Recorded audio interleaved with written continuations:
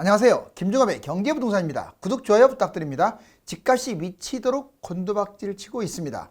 중국의 리커창은 봉쇄 정책으로 경제 위기가 현실화됐다며 시진핑과 정면 충돌하는 상황입니다. 다주택자와 집주인은 수개월째 집이 팔리지 않자 발등 찍고 난리입니다. 급변하는 세계 경제 환경 속에서 매일매일 좋지 않은 소식들이 넘쳐나기 때문에 결국 그 끝에서 기회가 올 것입니다. 부동산 얼마나 심각한지 보실까요? 유료 상담은 010-3999-8808 전화 주십시오. 집값 미치도록 곤두박질, 집주인 발등 찍고 생 난리. 초창기 때 투자 전문가가 다주택자한테, 다주택자는 30대들한테 이제 30대들 팔려고 해도 살 사람이 없습니다. 바로 이 집이 폭탄 덩어리가 되어버렸어요. 세계 경제 위기, 지금 중국이 본격화 진행되는 중이에요. 상당히 위험합니다. 내분도 있고요. 먼저 중국, 미국, 세계, 우리나라 이렇게 한번 구분해서 볼까요? 리커창 경제위기 강조, 본인이 강조하고 있어요. 지금 경제위기라고 사실상. 코로나 봉쇄 타격으로 오히려 2020년보다 더 위험하다고 지금 말하고 있잖아요. 우한 때보다 심각하다고. 헝다, 부동산 이미 헝다를 비롯해서 부동산 개발사들이 다 파산 직전에 몰려있고, 자본 이탈, 지금 애플을 비롯한 대기업들 자본 이탈이 지금 가속화되고 있어요. 왜? 봉쇄 정책 해가지고 지금 난리가 났거든요. 달러 부족, 중국은 또 달러 부족에 지금 헤매이고 있습니다. 경기 침체, 내부 분열. 당연히 봉쇄 정책을 쓰니 뭐 경기가 좋겠어요. 더군다나 지금 전 세계적으로 원자재, 물가 이런 것들이 다 올라가고 있는데 결국 물가 2.1%, 금리는 3.7%. 자, 미국 볼까요? 파월 5, 6, 7월 빅스텝. 이 미국이 가장 중심인데 이 미국에서 지금 이렇게 긴축 정책을 쓰는 것들이 전 세계로 번져가면서 긴축 발작을 일으키고 있는 거예요. 미국 3개월 연속 빅스텝 0.5%씩 인상. 미국 물가 상승 엄중하다. 그렇기 때문에 할 수밖에 없어요. 지금 지속적 긴축 정책, 각국 긴축 발작, 위기를 겪고 있습니다. 지금 자본이 다 유출되고 있죠. 그리고 미국의 내부에서 문제점은 지금 주식이라든가 부동산 거품이 부동산은 좀 덜한데 주식의 거품이 뭐 전 세계에서 손가락 안에 들죠. 거의 최고 수준입니다. 이게 붕괴될 우려에 처해서 이게 붕괴되면 경제위기 터지는 거예요. 2007년처럼. 물가 8.3% 살인적이죠. 자, 금리 이제 1%로 올라왔는데 빅스텝 밟으면 올해 안으로 2.5까지 치고 갈 거예요. 세계 IMF 2차 대전 대위기. 지금 전 세계제는 IMF 총재가 뭐라고 했냐면 2차 대전 이후에 세계 경제가 최대 위기를 맞았다라고 표현했어요. 금융불안 재앙 수준. 제가 지금 살벌하게 나는 거 아니에요. 실질적으로 여러분들 경제위기라고 딱 쳐보세요. 엄청나요. 지경학적 파편화. 어떤 지정학적도 있지만 이건 지경학적. 러시아하고 우크라이나의 어떤 전쟁 그런 부분도 있죠. 또 각 지역별로 너무 지금 단합도 안 되고요. 중구난방식으로 자국 이익 우선. 기후변화, 탄소 위협, 특히 이 기후 심각성입니다. 탄소세까지 지금 진입을 하고 내고 있는데 위협 심각하죠. 모든 국가가 복합적 위기. 오죽하면 전 세계가 지금 스태그플레이션 또는 뭐 퍼펙트 스톰 이 용어들이 계속 만들어지고 있잖아요. 자, 이유는 물가 상승률이 7.5, 금리 1%, 이제 지금 제로 금리를 취하다가 금리도 가파르게 올라가고 있어요. 우리나라는 미국, 중국만큼 뭐 심각하다고 꼭 할 수는 없는데 가계가 문제예요. 우리나라는 가계가.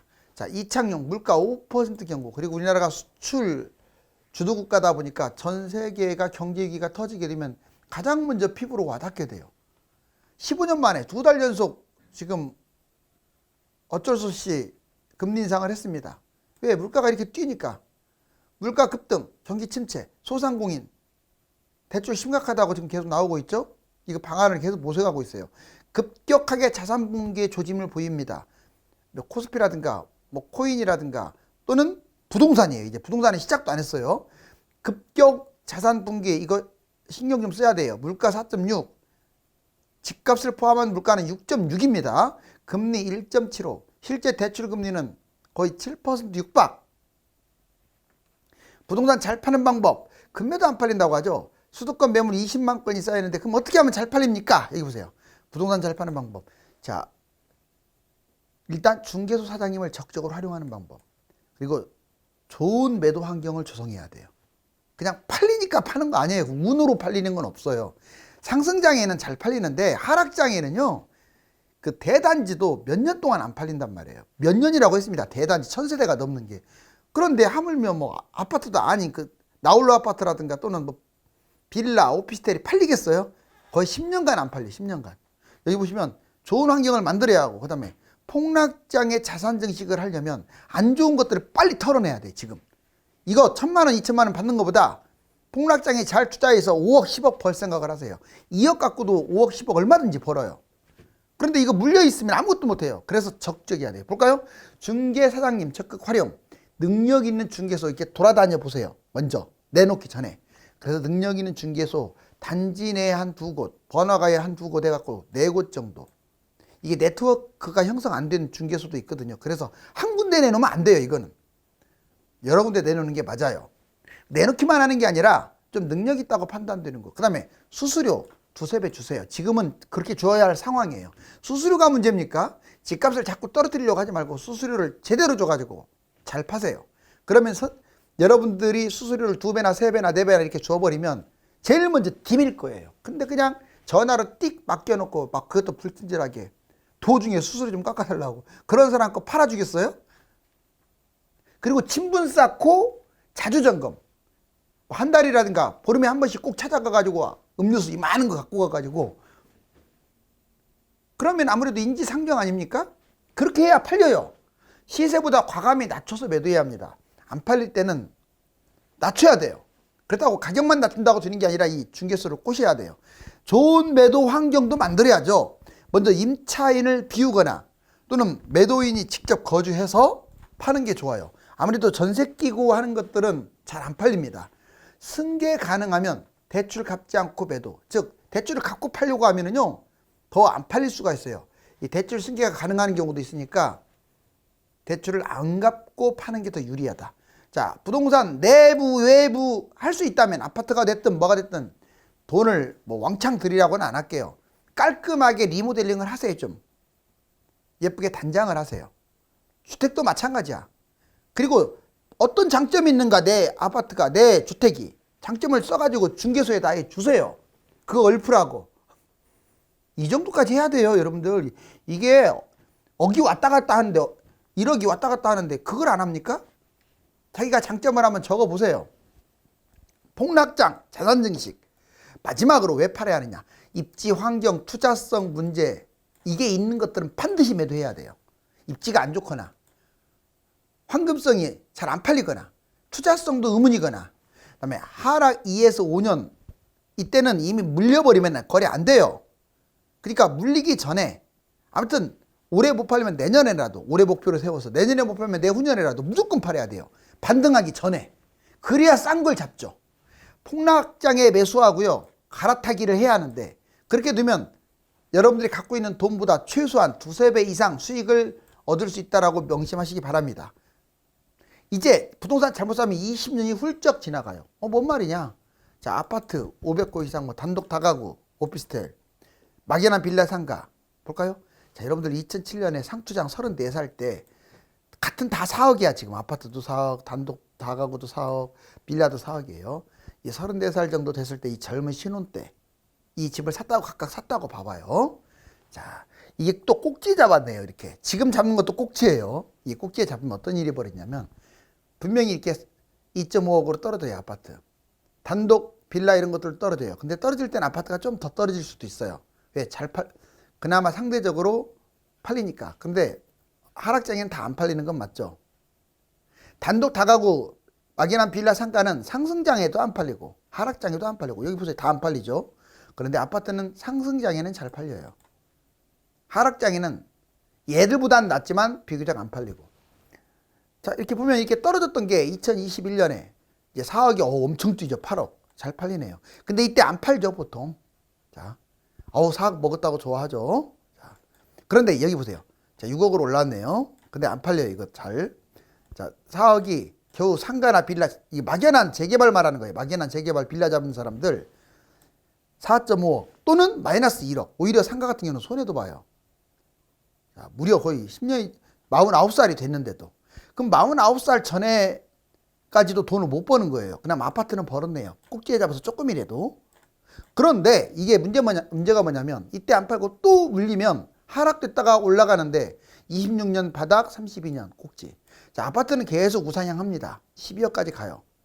물론 이것도 서울 중심이지 지방이나 수도권 외곽이 이렇게 올라간다는 보장은 못해요. 아무튼 단독 다가구 오피스텔은 대부분 이래요. 6억이 8억. 그나마 거의 34살이 60살. 어휴, 끔찍하네요. 34살에서 60살 될 때 겨우 2배 뛰었네요. 아파트는 훨씬 많이 뛰었는데. 자, 막연한 빌라 상가는 끔찍합니다. 겨우 1.5억 올라가거나 손해봤어요. 그래서 이런 거 하면 안 돼요. 재개발 안 돼버리면 끝장나는 거예요. 이 사이클 한 번에 10년 안에 이루어지질 않으면 20년이 걸려요. 여러분 이게 청년 때 집 잘못 사면은요, 집 안 사는 일만 못해요. 왜? 잘못 사게 되면 물려가지고 그 다음에 뛰어야 하는데, 그러면 여기 보세요. 20년 이상, 20년이 뭡니까? 막 30년 걸려요. 제가 이거 꼭 명심하세요. 뭘 말하려고 하는지 아시겠죠? 이게 막연한 빌라나 상가는 아예 보지도 마시고 단독 다가구는 오피는 좀 조심해서 판단하고 웬만하면 대단지 아파트 위주로 하라. 자, 그 다음에 반드시 알아야 할 부동산 4가지 요소. 여러분들 집은 이 4가지가 꼭 다 완성이 돼야 돼요. 그래야 여러분들이 잡을 수가 있어요. 시기를 잘 보세요. 타이밍. 입지 어디를 잡을 거냐. 입지를 막 무시하는 분들이 많아요. 지금 집값이 많이 올라갔으니까 입지가 좋은 곳으로 착각하는 사람들이 있어요. 지금 2배 안 뛴 곳 있나요? 자, 그 다음에 물건. 이 아파트가 과연 내가 끌고 갈 아파트인지 또는 이 주택이 끌고 갈 주택인지, 또 개인적 상황. 이 4가지 꼭 보세요. 먼저 시기부터. 매도하는 사람 매도 타이밍은 제가 보기에는 지금부터 올해 중으로 흐름에 맞게 던지는 게 최고 같아요. 두 번째, 매수 타이밍. 매수 타이밍은 굳이 지금 할 필요 없고요. 2에서 5년 대세 하락장 바닥에 잡으세요.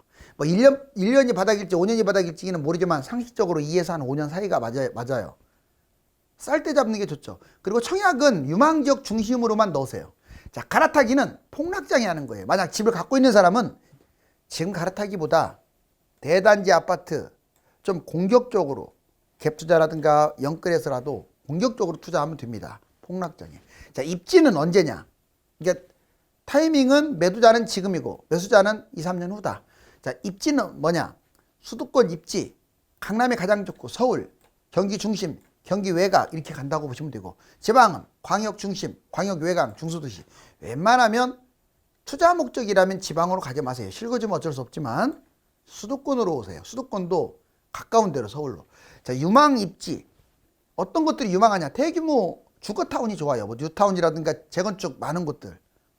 덜렁 그 아파트 하나 있는 것보다 여러분들 1000세대가 넘어도 개박 그 아파트 하나만 덜렁 있으면 이것도 나홀로인 거예요. 100세대만 나홀로가 아니에요. 얘만 덜렁 있으면 이것도 나홀로다고. 별로 못 가요, 많이. 자, 그 다음에 이게 대규모 주거타운이나 뉴타운이나 신도시가 그래서 좋은 거예요.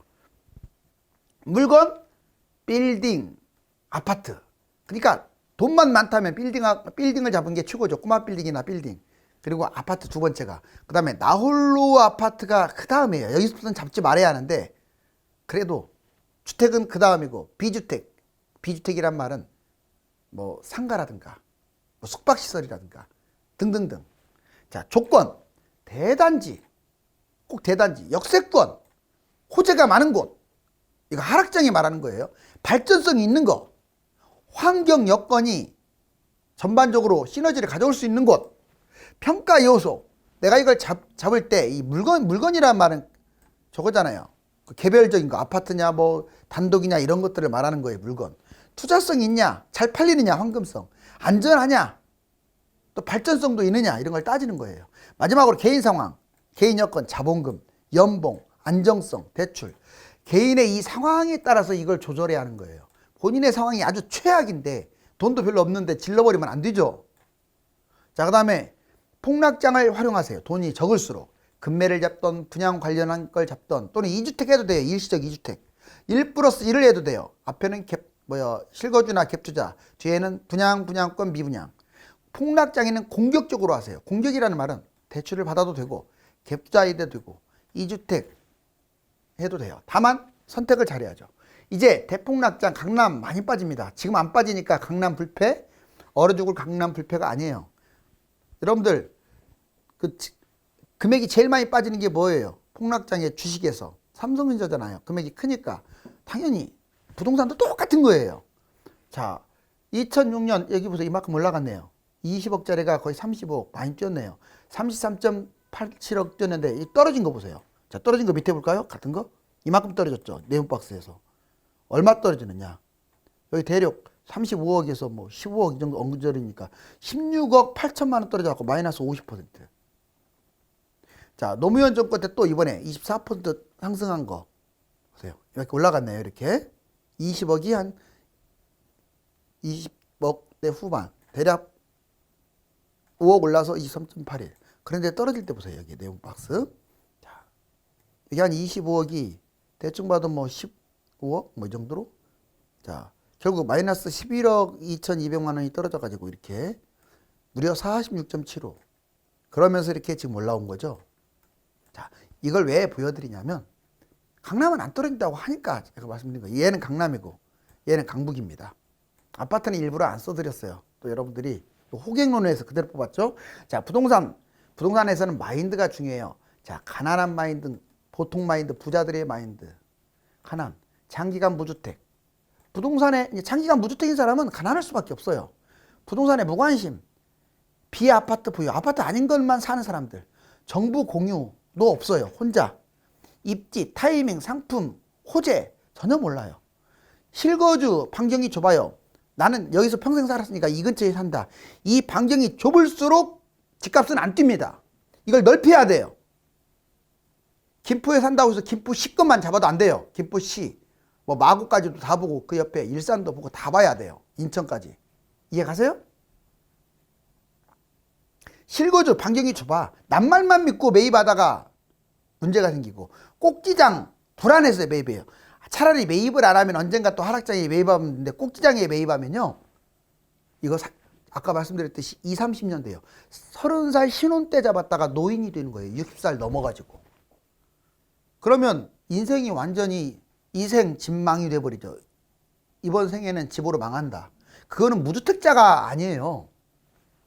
잘못 잡았을 때 그 말이 통하는 거예요. 자, 보통 간헐적 무주택, 집을 샀다 팔았다. 부동산에 조금 관심이 있어요. 이것저것 그냥 막 사요. 정부 공유도 보통 입지 타이밍 상품 호재 이걸 중요도로 혼돈하고 헷갈려 해. 실거주 반경도 그냥 평범합니다. 자신만 믿고 판단해. 남들을 안 믿어. 이 사람은 꼭지 하락 모두 매입. 꼭지든 하락장이든 다 매입하는 거야. 막 갈아타기도 마음대로 하고. 이 사람보다는 보통이죠. 그래도 이게 평범한 분들. 부자가 되려면 이렇게 하세요.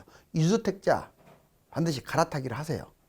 부동산 적극 관심을 가져야 하고 유망 빌딩 또는 똘똘한 아파트 한 채 이렇게 가야 돼요. 공유하고 특강 많이 듣고 상담도 받고 또는 이 사람들 어떤 커뮤니케이션을 많이 하셔야 돼요. 입지, 타이밍, 상품, 호재 우선순위도 판단할 줄 압니다. 투자 중심의 거주를 넓게 해요. 절대 거주 중심으로 안 해요. 투자 중심으로 한다고요. 그래야 벌어. 자신과 고수들을 참조합니다. 하락장에만 쓸어 담아요. 상추장에는 보지도 않아요. 이제 노도강 매물은 쌓이는데 여기 보세요. 노원구 쌓였고 도봉구 매물 엄청 늘어났죠. 강북구 매물. 집값은 이게 0인데 자 노원구 이렇게 빠졌고 도봉구 강북구도 다 지금 밑에서 놀고 있죠. 0 밑에서. 수도권 사이클 보실래요? 자 수도권은 2007년에 꼭지 찍고 쭉 2013년에 바닥 찍고 올라갔네요. 2020년에 떨어지는데 지방은 좀 달라요. 2013년에 꼭지 찍었어요. 여기 바닥 칠 때. 그죠? 이게 진주시가 예로 나왔지만 다 그래요. 부울경 다. 그러다가 2017년에 꼭지 찍었어요. 그래놓고 떨어집니다. 2020년까지 엄청나게 떨어졌다가 이번에 올라간 거 22년. 자 그런데 재밌는 것은 이 하락 22년 이후로 하락장이 같이 올 것이다 라고 보여집니다. 이제 실질적으로 그럼 예상을 해보니까 자 21년 꼭지 찍고 내려와 가지고 아마 23, 4년까지 떨어졌다가 25년이나 반등하지 않을까. 이게 0이죠. 0m로 떨어졌다가. 자 그 다음에 여기 아까 나왔듯이 수도권은 7, 8, 9, 10, 11, 12, 13년까지 빠졌네요. 많이 빠졌죠. 그러다가 쭉 올라갔죠. 근데 지방 보세요. 오히려 여기 12, 13, 14년 올랐어요. 그러다가 17년부터 쭉 빠진 거예요. 이렇게. 언제까지? 19년까지. 얘들 올랐을 때 빠졌네요. 그러다가 최근에 같이 뛰었어요. 이렇게. 그래서 떨어질 때 같이 떨어질 가능성이 커요. 자, 이제 계속 상승했던 곡선이 결국은 부러졌습니다. 자산 변곡점 상황에서는 투자를 하기보다는 상황을 지켜보면서 때를 골라 모두 배팅하는 승부사의 기질도 필요합니다. 여러분들의 기회가 다가오고 있습니다. 감사합니다.